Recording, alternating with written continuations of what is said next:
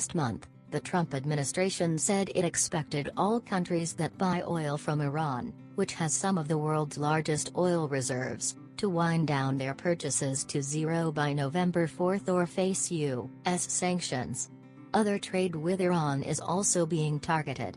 The administration has said it will not provide exemptions to the sanctions, even for U.S. allies in Europe who trade with Iran, a move that will almost certainly hurt Iran's economy. Iran has said it will remain a party to the accord as long as the other signatories provide Tehran with the investments that were promised in exchange for signing the agreement. The EU has enacted legislation that would target European companies that comply with U.S. sanctions on trade with Iran.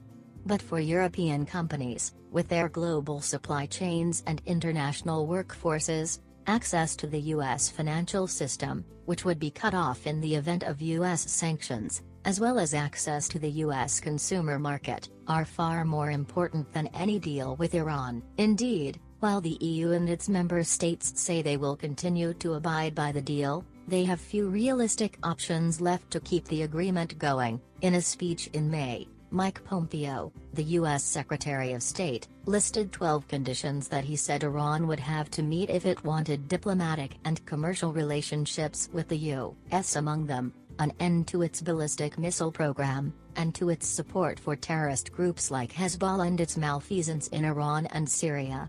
Barbara Slavin, the director of the Future of Iran initiative at the Atlantic Council, told me at the time that the list was a non-starter.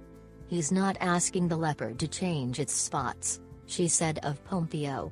"He's asking it to become a lamb." Iranians expected the nuclear deal to yield a shot in the arm to their economy, which has been crippled by years of international sanctions. But those expected benefits have been slow to materialize, because, Iran's critics say, the Islamic Republic is spending its money on military adventurism in Syria, Yemen, and other places in the region, leading to protests against both Iran's elected leaders as well as the Shia clerics who hold near absolute power. The Trump administration says it supports the Iranian people against their rulers, but at the same time Iran is among the countries on a list of nations whose citizens are forbidden from traveling to the U.S. under most circumstances.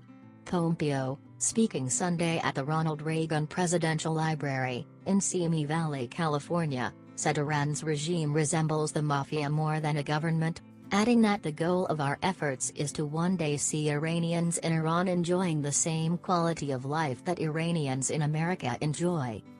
In Tehran Monday, Bahram Qasemi, the Iranian Foreign Ministry spokesman, said Pompeo's remarks indicate America's frustration, adding that Pompeo's speech was hypocritical and absurd. Pompeo's words constituted very clear evidence showing the U.S. efforts to meddle in Iran's internal affairs, he said.